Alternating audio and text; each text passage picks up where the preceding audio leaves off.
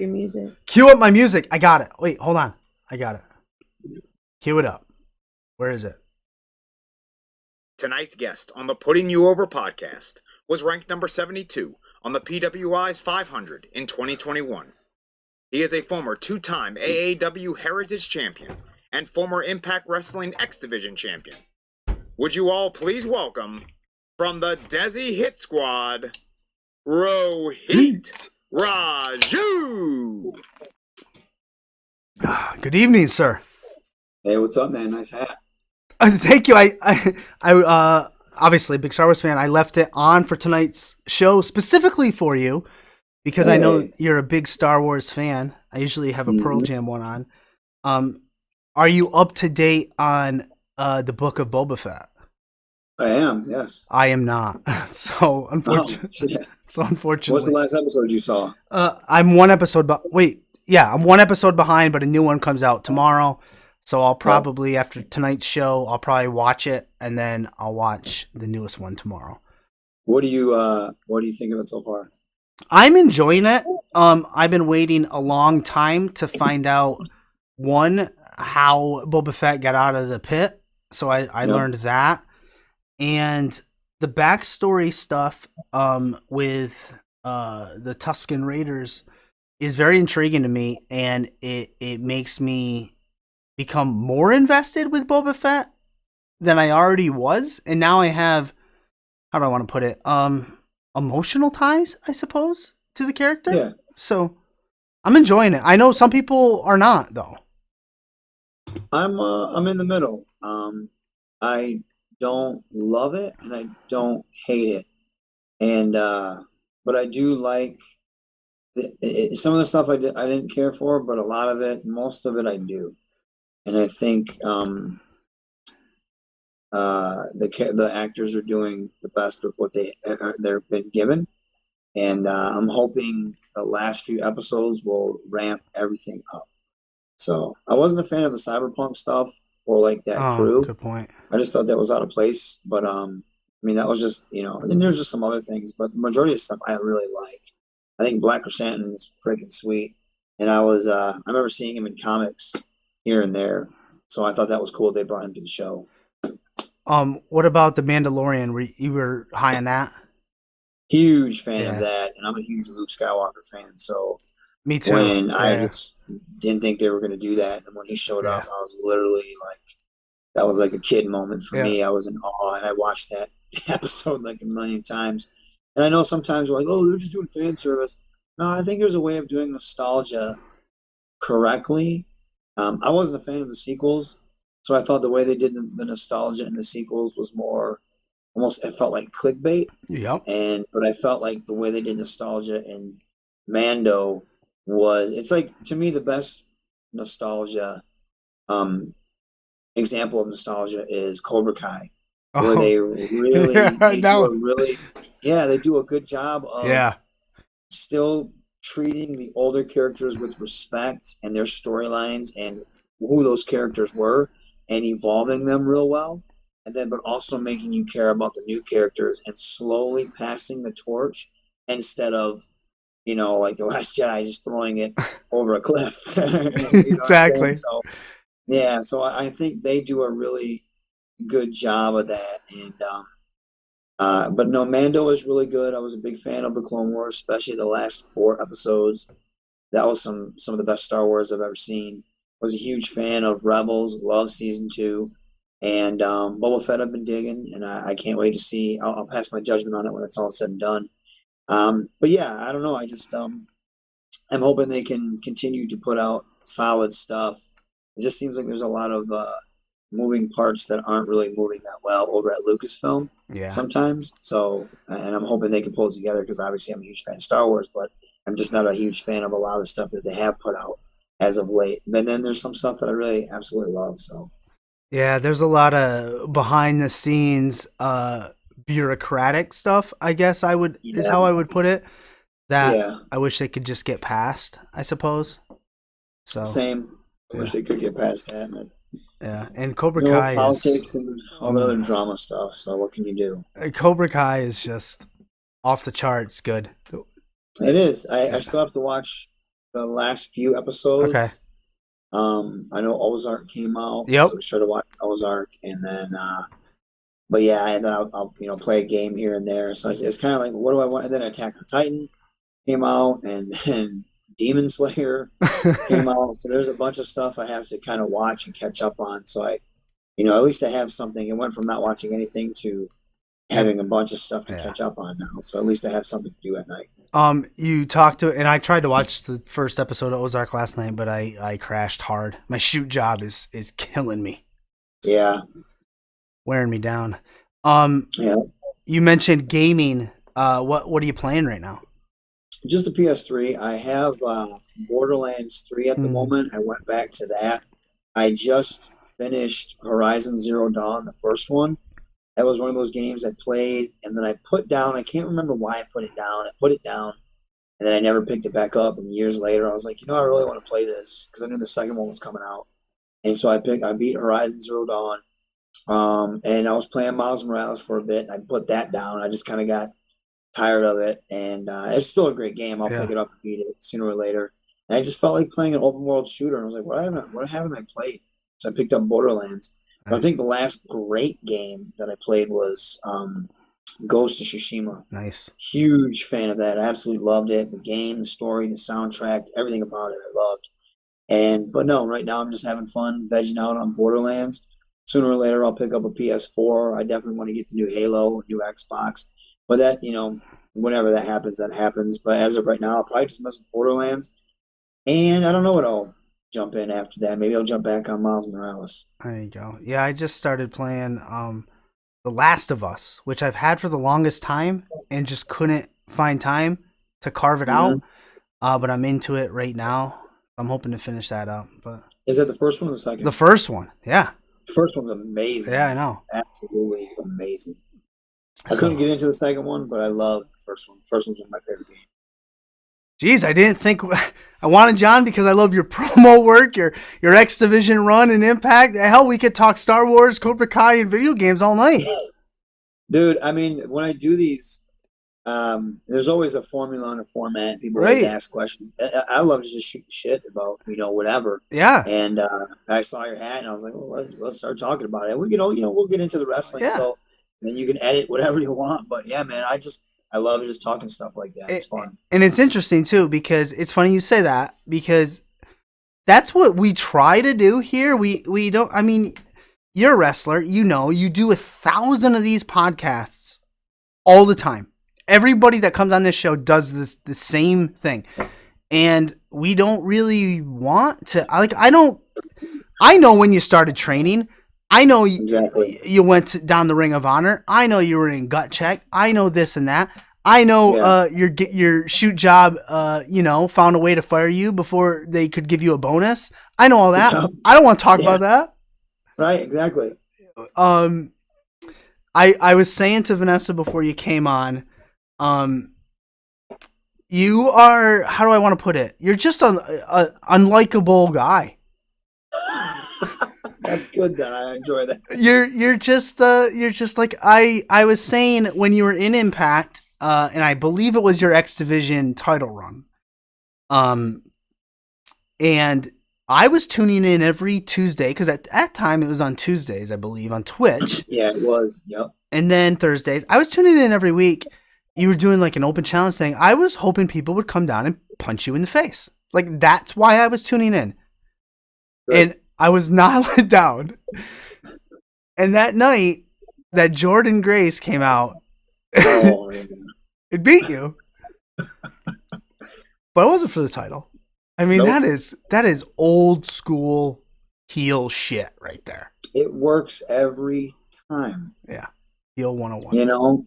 And to me, it's like Bobby Heenan, Jim Cornette, the Rick Rudes. Oh, Rude, yeah. It's the stuff like everyone wants to be the cool heel. Yeah. And I want to be, it backfires on me though sometimes because I remember we did a meet and greet, or as I called it, a Rohit and greet at Impact in Dallas or Nashville. And people genuinely disliked me and did not want to come buy pictures from me. I remember I was talking to this lady, she was a fan, and she almost wouldn't even look at me. Yeah. They were like just not fans. And I'm like, that backfires on me because that's money in my pocket. When Yeah. someone comes and buys an autograph and stuff. But I just thought that was funny. But it's also I take that as uh, um, a badge of pride because in a world of professional wrestling where everybody wants to be the cool heel or the cool bad guy, I want to be the one where you don't like them, Yeah. and I blur the line. I remember when I hit Jordan Grace with the equality double stomp at I think it was Bound for Glory. Yep. I remember reading a comment from this fan because I wrestled Kylie Ray at the Collective a few years ago, and I remember this fan was like, I think he's really like that. I saw him, he was really mean when he wrestled Kylie, and he kept saying that during the match. And I think he's really a chauvinist and all this stuff. And I'm just laughing. I'm like, gotcha. I gotcha. Went Got you where I fishing. want. Yeah, exactly. So it's like, if that's what you think, then cool. I hope you do think and I try not to, when I'm on Twitter and Instagram, I don't try to be a nice guy or I try to say, if I post something, I try to be very cocky about it because I don't want fans to, when I do these things, obviously it's, the mirror, it's Yeah. kind of, the veil is lifted, but people that don't pay attention to this stuff, I want them to think, well, this guy's a jerk. And some people, they honestly like, oh, I don't want this guy to succeed or I don't like him or whatever. And then I have what I say, I'm not like over with the internet masses. I think some people, either they don't get my work or it's too old school for them or they just don't care or the bandwagon or the internet hasn't told them to jump on the bandwagon yet. And, but I have what I call a cult following. It's like I'm a cult classic, a movie that not a lot of people watch, but the people that do watch it, they absolutely love it and they get it. And I think that's what my work is. And my peers understand my work because there's plenty of guys that I've worked with that have never worked with me before. And I remember I worked with Matt Cardona, Yeah. and him and Chelsea were like, man, we didn't know you were this good. Like, you were really, like, that was supposed to be a one off. And then ended up growing into this feud. And of course, with Matt always fueling stuff on the internet. And I'm like, sweet. Let's Like, do it. cool, let's go, man. Let's go. And we just kept going back and forth. And I thought that was very, like, our internet feud and the jabs we were taking at each other. I thought that was more entertaining than anything else we were doing.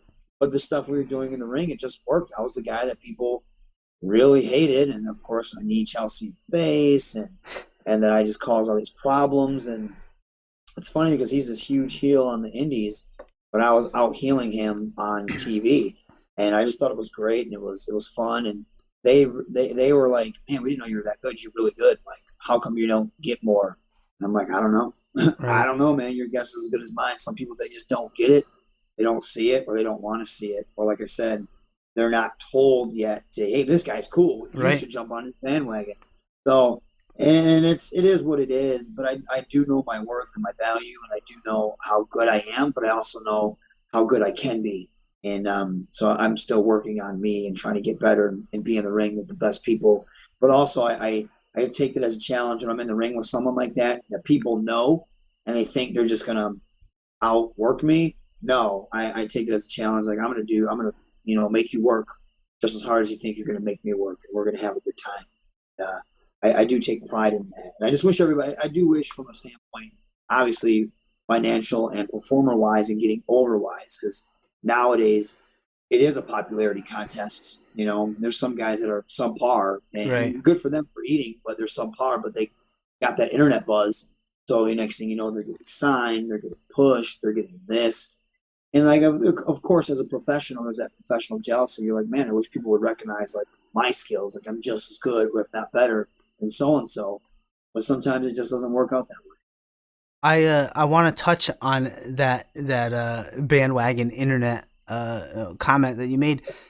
Is a mob mentality, which is what the internet wrestling community pretty much is, a Yeah, mob mentality. Is it ruining wrestling? I think yes and no. Um, I see it. There's clicks of fans. Some of them are just really bougie and just they think they know better. They think they know this. They think they're the cool fans, and they kind of they stick together. And I see them attack other fans, and honestly, that stuff's really disgusting. It's like, you guys think you know, but you don't have a clue. And then you have some wrestlers who are just as bigger marks than they are, and they all conglomerate together. And it's like, man, what happened to being a professional? Right. But then some of it is really cool too, because there's some people that probably wouldn't have eyes on them if it wasn't for the internet, and they deserve to have eyes on them, and they deserve to get that push, get that rub, get that notoriety and that fame. So that's good too. So it kind of works both ways, to where, and then some promoters are like, they're, like that as well. Like, well, the internet doesn't like these people, so I'm not going to bring them in, or these guys aren't getting enough. Well, you can't. If you use the same people on all the same shows, you're missing out. There's a sea of great individuals out there that don't get love or don't get a lot of recognition.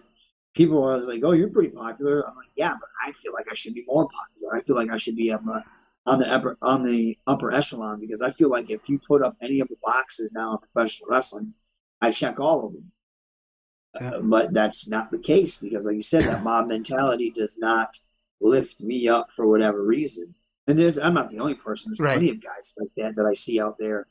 And then there's plenty of people that they'll have like a really good highlight or a something that catches on, and next thing you know, they catch fire and they're getting their just desserts. And then some of those individuals that are getting it just because they were an internet GIF or GIF, whatever you want to call it, and meme or whatever, and they had a cool dive off of this, and then they blow up, and all of a sudden they're like this really cool, great professional wrestler because they fell off something that's really high, or they did this really cool flip. And I don't want to come across like, like I don't want to be a hater, because I want everyone to eat.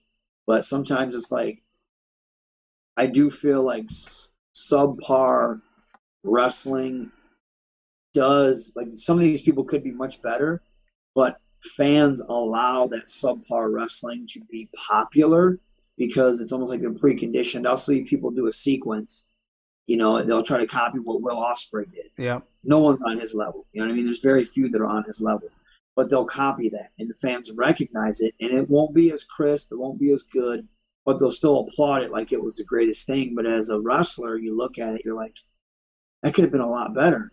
But then you can't tell these people it could have been a lot better, because you have this mob mentality. Like, if you go against the grain, they're going to be like, what do you know? Oh, you're stupid. You're jealous. You're this. You're that. It's like, no, you guys are allowing something that you're allowing the critiques and constructive criticism to get swept under the rug, because you're trying to attack people that aren't going against your narrative or going against with your opinion. And then that wrestler who could be much better isn't, because he's listening to these fans that are already, but it's like they're allowing subpar wrestling to get over, and it's like it shouldn't be that way. The sport could grow, but like, if you piss off this group of fans, the next thing you know, you're getting crucified for something, or you're getting crapped on. It's just like, it's so stupid. And it's like you're almost letting the inmates run the asylum sometimes. You have to take that power back. Wrestling can only get better if you do, in a sense. It makes sense. Yeah, no, it makes perfect sense. And I think when you talk about like the viral clips of the great move or fall or dive or the GIF, the meme, you're not going to remember, or at least maybe I'm speaking for myself.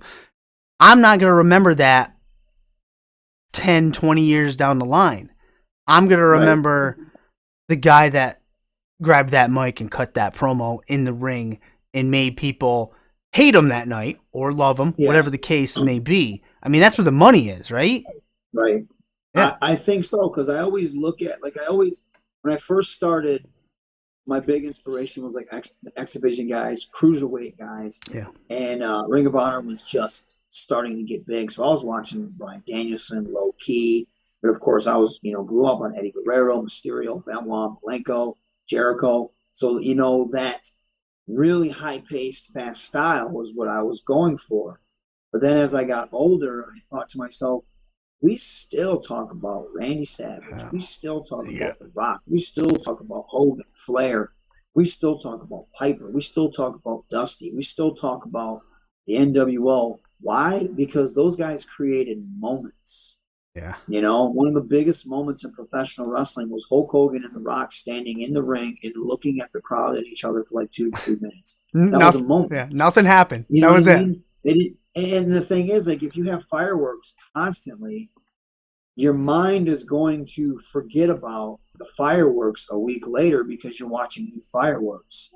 You have to create moments. And I think if you can blend the styles, you can blend today's professional wrestling with the old school professional wrestling and create those moments and also have a great work rate. That's what professional wrestling should strive to be. And I think a guy like Bryan Danielson does that, Kenny Omega, these guys that are on the upper echelon, they know why they're doing things. AJ Styles, he can do whatever he wants, but he doesn't have to because he knows when to do it and how to do it, how to make it make sense. I used to see a lot of indie guys or indie fans crap on Randy Orton, but man, that guy is phenomenal. Or John Cena. Didn't matter. John Cena could captivate a crowd. Whether you hated him or you liked him, you were always invested. And I would watch him cut promos and turn half that crowd that was just booing him because he cut such a passionate promo. Like you said, he created a moment. And he just turned that crowd. And it's stuff like that is getting lost. Sometimes you'll see when I was working with Impact, we used to have like explosion matches. Or then they would have like before the Impact, the BTI matches. And they would bring in like indie guys. And sometimes they'd bring in indie guys that had a decent buzz. But they'd bring them in and then you could watch them. And they had no idea how to work TV. They had no idea how to be TV stars. They knew how to do cool stuff. They didn't know how to work cameras. They didn't know how to do the facials. They didn't know how to have a presence. And that gets lost because you have this certain niche crowd hyping you up consistently, but no one's giving you that constructive criticism to take you to the next level. And then you start to believe your hype, and then you plateau out, you level out. You don't get any further. Rich Swann is another guy that I think people don't sing enough praise about. He can do whatever he wants in the ring. But Swan sells like Ricky Steamboat back in '87. You know what I mean? He sells like that old school babyface. Swan creates moments. He knows how to be a great professional wrestler, a high flyer, but he also knows how to get that crowd just by selling and the way he takes moves and stuff like that. That's lost on a lot of people. They don't understand that. And a lot of fans don't understand that. They don't understand the nuances and the small things that make them. It's almost like it's a really good magician pulling a trick that you have no idea, a sleight of hand. You're invested in it, but you have no idea why. You think it's because it's a big move. No, it's because of all the little things that built up to that. And then they created a moment. But if you just got guys going in there doing this, this, and this, yeah, of course that's fun to watch. But then you forget it after the next match comes out. And then, if you can put the character work together, like you said, the promo, and then have the great match as well, and then you take the time to sell and do all these things and create those moments, to me, that's the masterpiece. Yeah. And then getting yourself over like Austin Rock did, that's my favorite feud. By the time they touched, it didn't even matter what they did in the ring. You were already invested because of the promos, the vignettes, and you couldn't wait to see Austin stomp a mud hole in the Rock's ass. You couldn't wait to see that because the Rock was a piece of trash. That's what you paid for. You know what I mean? Yeah. And then, but that was the moment they touched it. It was electric because of everything they built up to. I don't think people realize that's old school stuff. That's stupid. These matches suck. No, I don't think people realize why that was a golden era of wrestling. And I remember watching Kenny Omega versus Bryan Danielson. I was like, this is a great match. They're not even doing a lot of crazy things, but the crowd was already invested because of who they were and the legacy that they already built, but also the way they took their time during that match to put everything together. People, I don't think they realize that sometimes. And I ramble off. I'm sorry. My brain starts going, and it's like I just start. Hey, and it's like I vomit. I vomit like what I'm thinking. It's less work for me. I do have to then figure out which one of my bullet points I may want to touch next. But I love promos. I love The Rock and Austin. And I mean, you are great on the mic, and I'm gonna say this, and I'm gonna try to say it in a way that doesn't make okay. So when you first got into Impact, the Desi Hit Squad stuff, it was more comedic, I guess. I don't say that in a negative way. It was good. No, it was. Yeah.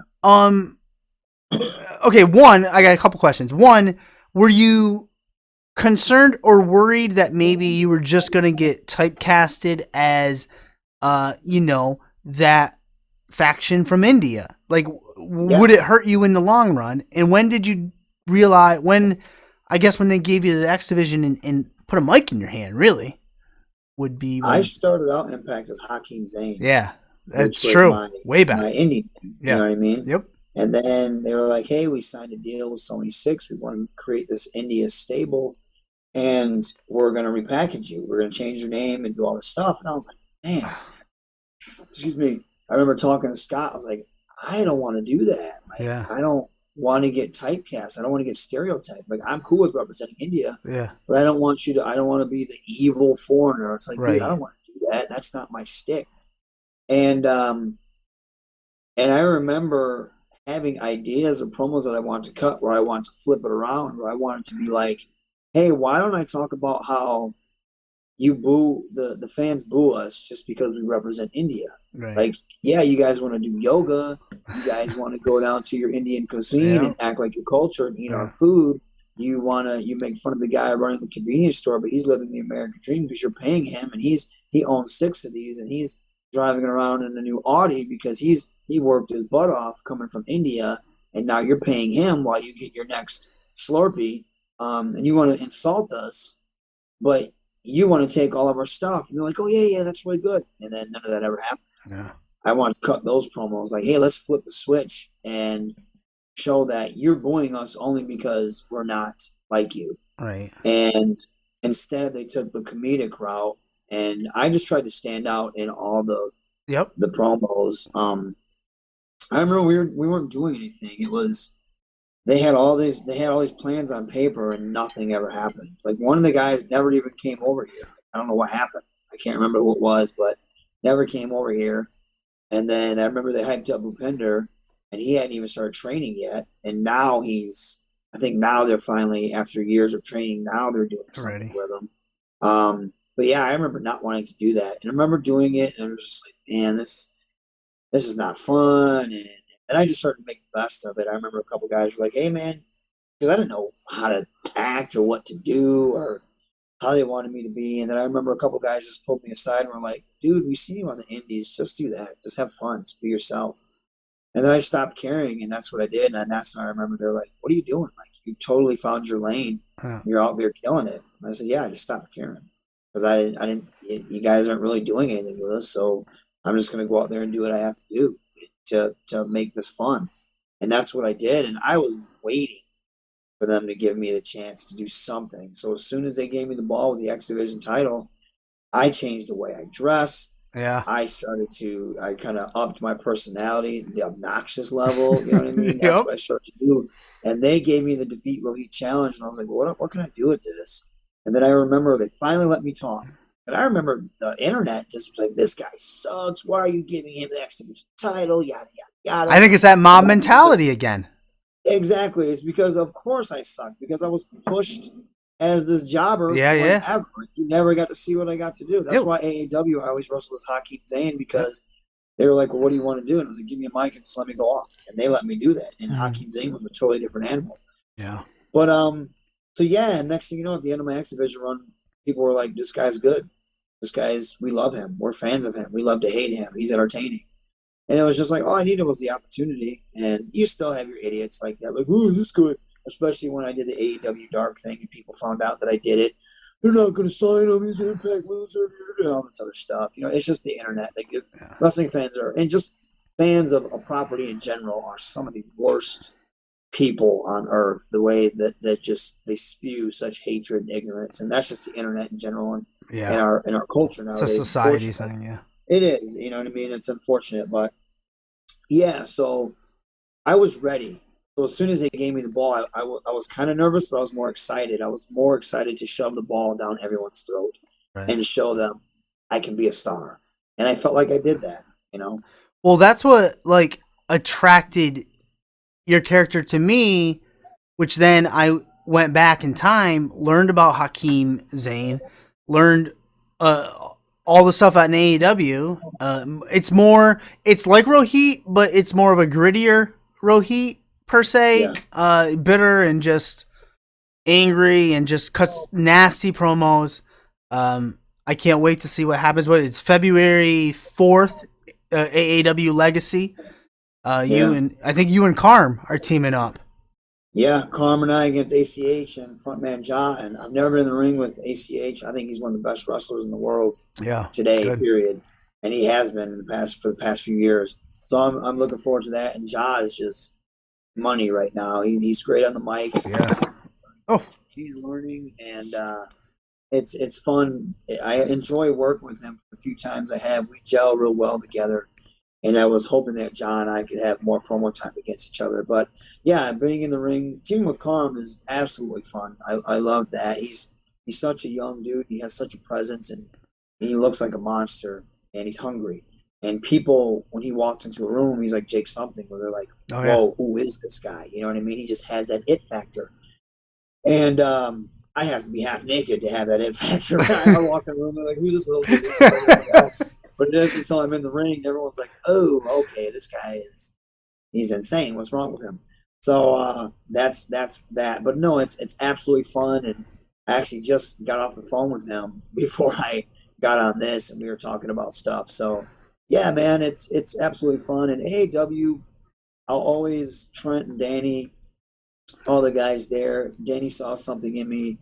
And he's like, "What do we got to do to get you over? Like, you're really good in the ring. You look great, but no one just seems to care." And I was like, "Give me a microphone."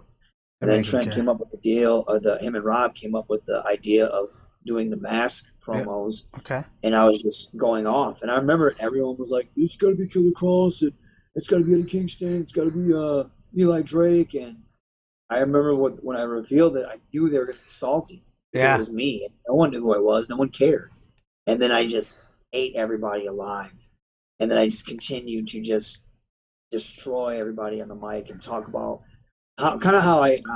You know what I mean? I do, as a professional, I do have that chip and that bitterness. Like, I feel like I should be at a higher level because I do feel like I'm good enough to be. Yes. But I just can't get that recognition. So that stays with me. So I use that as motivation.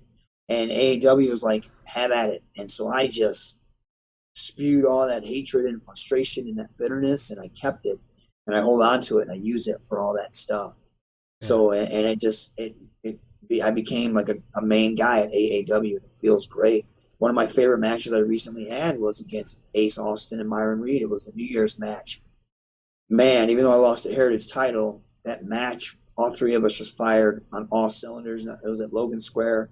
And the crowd was just electric. They were there for everything. In the end, they just popped huge, and it was one of those matches where like everything's perfect. And yeah, I'll always have a soft spot and nothing but gratitude for AAW for letting me be me. I love it. And I think you said it correctly. I think like Hakim Zane, with the bitterness and the chip, that is you. I can hear it in your voice. I don't think you're trying to put down everything that to get you. I can feel it. And you said it earlier in this spot. You said that you know your worth. And I think that is something, a trait everybody should have. They should know what they're worth and bet. And it's cliche, but you should bet on yourself, especially when you know your worth. For sure. Yeah, and that's why, I'm not at Impact right now because I knew my worth. And I love Impact. I would never talk ill of them. And I know people were like, they were hitting me up afterwards. I said I was a free agent. They're like, "What happened? What happened?" And I didn't want anything to be clickbait or anything like that because I know the door is always open for me to go back. But my contract was up. I felt like I was worth this. They said no. What they offered me, I felt was very low, and I felt like I had proven myself and doubled my value there. And I said, "I'm not going to do it anything less than this." They said no, and we went separate ways. And now I'm betting on myself, and we'll see what happens. It was really cool. AEW hit me up. I mean, the cat's out of the bag. I was on Dark. They treated me very well there. They made me feel very welcome. And they told me like, "Hey, we know who you are. We know what you can do. We just want to get a closer look at you." So I thought that was really good. And I don't know when the match is going to air. So as soon as you'll see it on my social media. Yeah. But I'm hoping I have more opportunities with them. I think I will because from what I heard, it went well. And we'll see what happens. But yeah, but I loved my time.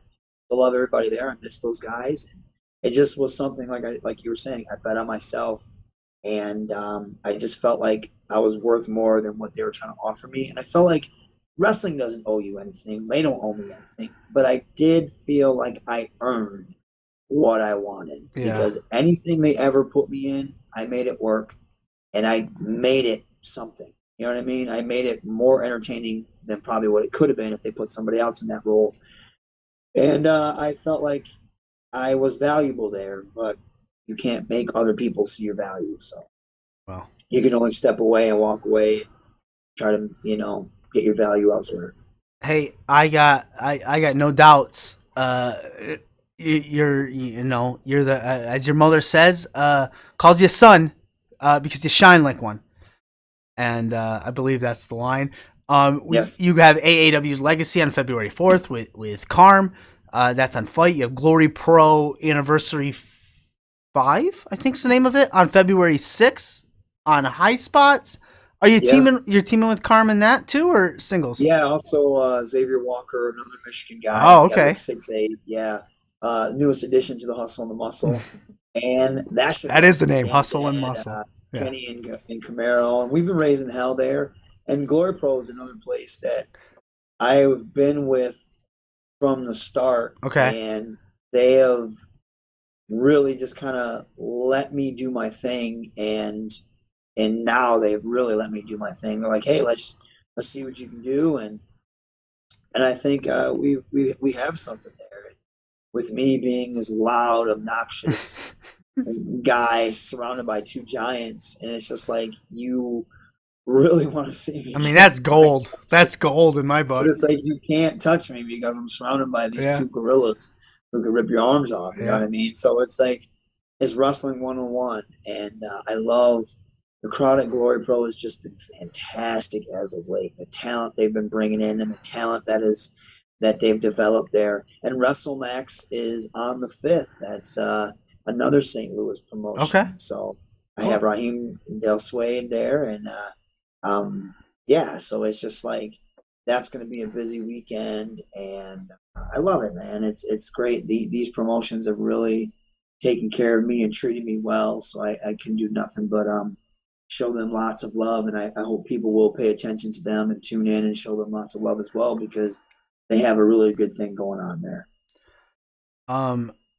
All phenomenal stuff. Great stuff. I have a ton of notes, but I'm going to wrap up here with some, I don't even know how I put it. I guess non-wrestling, sort of wrestling, but not wrestling.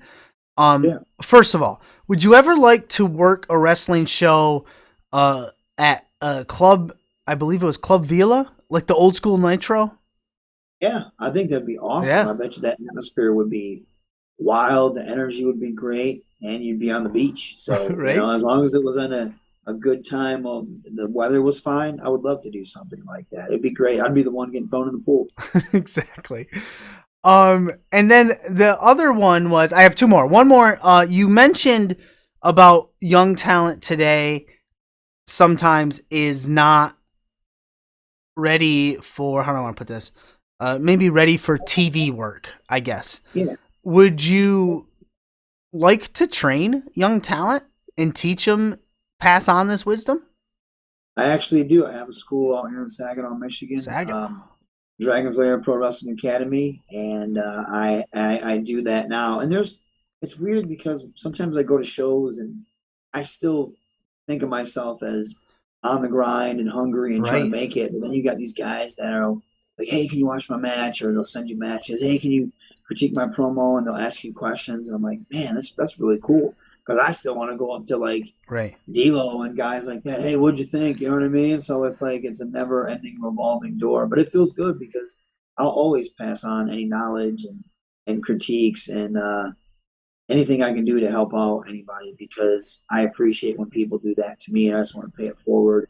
And I love professional wrestling so much. I just want to see it grow and get better and grow in the right direction and become something better than what it was and then what it is. So I love it that much. And you can hear it in your voice. And then last question before I give you the mic to put yourself over. We talked about AEW Dark. We will see that match. I've heard good things about it. I'm excited to see it. Jay Lethal is there. I know. Is there a chance we could see? Now I know you've talked about Brown Machismo, but hear me out first. Is there a chance we could see Black Machismo versus Mocha Machismo? Never say never. Yeah, Julito thinks he's good. I don't think he's that good when it comes to the Macho Man. Yeah, but Mocha Skin Man is yeah. No, I would love to. Be great. Funny story. When I went to a Ring of Honor seminar years ago, Okay. Julito was always there, and every time I'd go to the Ring of Honor shows to try and get on and stuff, he would always, kind of give me advice and stuff like that. And I remember when there was times at the seminar, like the vets would get in the ring that were doing the seminar, and they would work with the guy, and he picked me. He's like, all right, Hakeem, get in here. So we rolled around. I remember I called this finish to him, and he goes, "You son of a bitch!" But he did his cutter, and I said, "I'm gonna roll you up on the cutter," and I did. And it was just really fun, and he was always really cool with me. I don't know if he even remember me now, but because I haven't seen him in years. But I would love. I think Jay Lethal's one of the best. Yeah. So getting in the ring with him would be such a good learning experience. And yeah, I think I would challenge him a little bit. Yeah, we'll see what happens if we see him. Yeah, the closest pass was me. Yeah, it could be dynamite. It could be dangerous. Yeah. So yeah, we'll see what happens. For sure. Great stuff. I knew that you're a big Macho fan as well. Right? It's right. Cream of the crop. Yeah. Phenomenal stuff. Hakeem, I feel like we could talk all night. I've already kept you over what I wanted to do. We don't have a forbidden door. Somebody stole it, so it's off. So you're welcome back anytime. If you need something to plug, we talked about AAW Legacy on February 4th, Glory Pro on February 6th.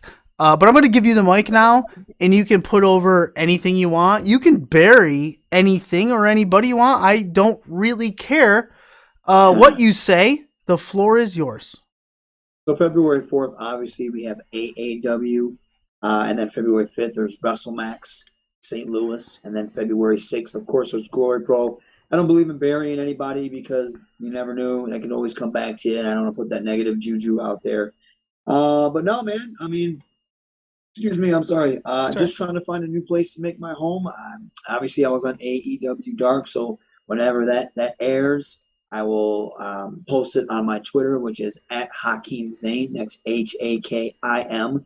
And then Raju Zane 80 on my Instagram. I have a YouTube channel, but I just honestly post matches and promos. I haven't posted anything. People keep telling me you do like a vlog or something or this or that. Maybe if I get more time, sure. But that's the main thing right there is my Instagram and my Twitter. Of course, there's Pro Wrestling Tees /Rohit. And then if you are in the Michigan area or just in the Midwest period and you want to come roll up, it's the the Dragon's Lair Dojo Pro Wrestling Academy. And feel free to come up, hit me up. You can roll around. Give some advice and knowledge to my students. You're always welcome. And that's it pretty much, yeah. And then, of course, you can always, when you hit up my social media, I'm staying busy. I just got done wrestling Warhorse at Warrior Wrestling, which was a great show. Yeah, great we watched card. it. My first time there. Big, mad props to them. And I know I got a Black Label show coming up as well. I'll be in South Bend, Indiana for RCW. And staying busy. Awesome. Great stuff. I look forward to everything coming up. We watched Warhorse versus Workhorse. It was great. Hakim, awesome. Thank you for giving us your time tonight. We've wanted you on. Yeah, we've wanted you on for a while. So this is pretty exciting for us. So thank you again, and have yourself a glorious night. You too, man. Take care. Thank you. Yeah, peace. All right, later. Later.